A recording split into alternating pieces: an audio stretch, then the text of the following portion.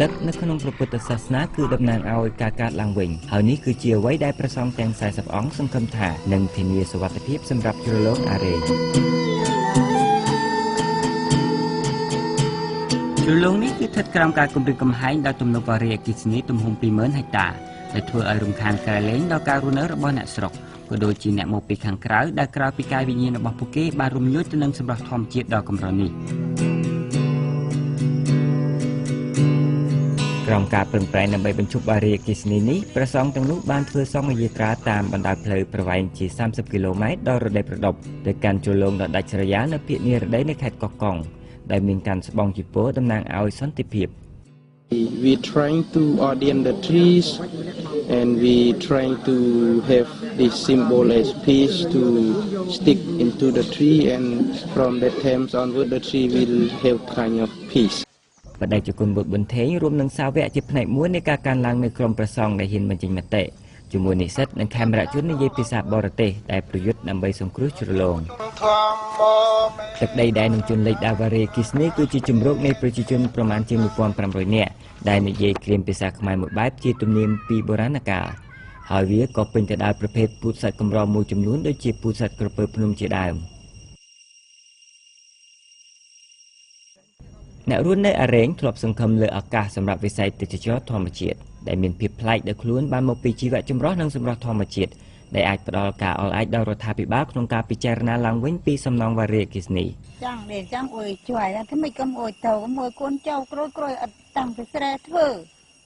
អត់តាំងពីចិញ្ចឹមកន្លែងចិញ្ចឹមកប៊ីចិញ្ចឹមគោអត់តាំងពីមុខរបររស៊ីនោះប្រចាំយើងសាប់ចាំក្នុងក្រមក្រតាដែលយើងថាត្រីសាច់អីក៏អត់ដែរលើក្នុងក៏ទឹកក៏ឆ្ងាយពិបាករស់នៅម្ដងទីកន្លែងនោះសម្រាប់ជាច្រើនឆ្នាំមកហើយលោក Alejandro González Davison ជនបរទេសជាតិដើមកាតាឡុងបានធ្វើការនៅពីក្រោយឆាកនេះដើម្បីព្យាយាមជួយសង្គ្រោះព្រៃឈើនិងប្រជាជនដែលរស់នៅពឹងផ្អែកលើអនុផលព្រៃឈើ In 2010 there was a press release by the company saying the impacts on the environment and the people are too high. So we decided to pull out of all investments in Cambodia. And then the second company jumped in straight after, which is the one that we are facing now, which is China Guodian. And they just took over the old project, the same number of megawatts, which is really low. I hear now that it's even the same EIA report done by a third company. So they're just taking over the same project and trying to, even though the first company officially said that the impacts are too high, and to me the Chinese engineer said there's no money to be made because the generators will not generate enough electricity. ការផ្សព្វផ្សាយជាសាធារណៈចុងក្រោយបានទាញការប្រុងប្រយ័ត្នម្ដងទៀតតែតាមរយៈការផ្ដល់អាហារថ្ងៃត្រង់ហាក់បានធ្វើឲ្យមន្ត្រីទាំងនោះបន្ថយកម្ដៅ I just feel with metta, compassion, like kindness to even the police with a gun. We try to have to make a good communicate with them because they are also Cambodian people.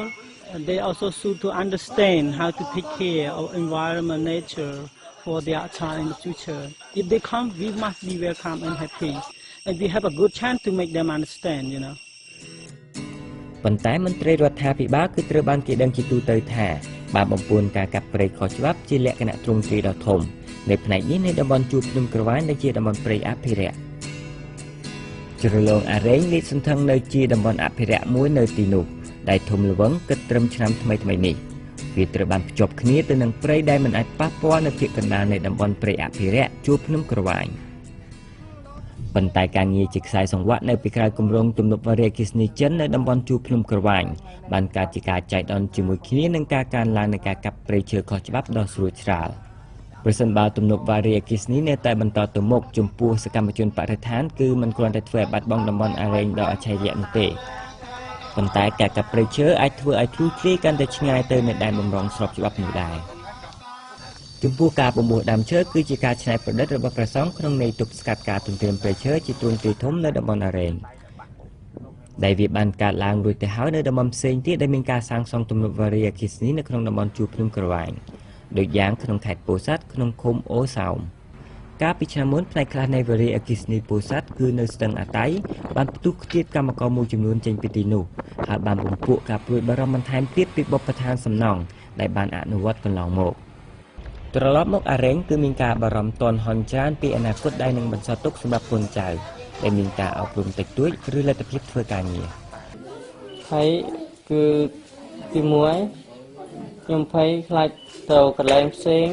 អត់មានសេចក្តីសុខដូចកន្លែងដែលយើងធ្លាប់នៅពីមុនហើយទី2ណាមួយកន្លែងដែលយើងធ្លាប់រស់នៅគឺវាសុខសាន្តហើយយើងធ្លាប់មើលធម្មជាតិឬក៏សត្វព្រៃដែលយើងធ្លាប់បានឃើញដល់ពេលទៅកន្លែងផ្សេងប្រែទៅជាឲ្យឃើញប៉ុន្តែការតស៊ូគឺកំពុងលូតលាស់ហើយការភ្ជាប់ថ្មីរវាងអ្នកស្រុកព្រះសង្ឃនិងសកម្មជនបរិស្ថានគឺបានក្លាយជាជើងក្រានដែលទ្រទ្រង់ការទាមទារនេះ After seeing this, when I going back, I will gathering more monks, like 1,000 monks will march in Phnom Penh from Wat Phnom, and we will march directly to Chinese embassy. We will try to devalue the Chinese company through marching, and we also send our message to the government, please do not approve. ប៉ុន្តែទនិតនាឡិកានៅតែដើរហើយវាមានភាពស្រពេចស្រពិលប្រសិនបើបណ្ដាញសកម្មជនដ៏តូចនេះនឹងប្រមូលផ្ដុំចូលនឹងក្រុមការរបស់រដ្ឋាភិបាលនិងក្រុមហ៊ុនថាមពលយក្សរបស់ចិន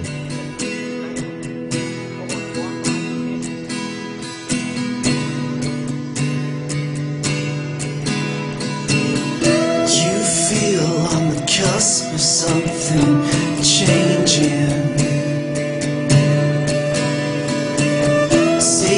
It's all happening.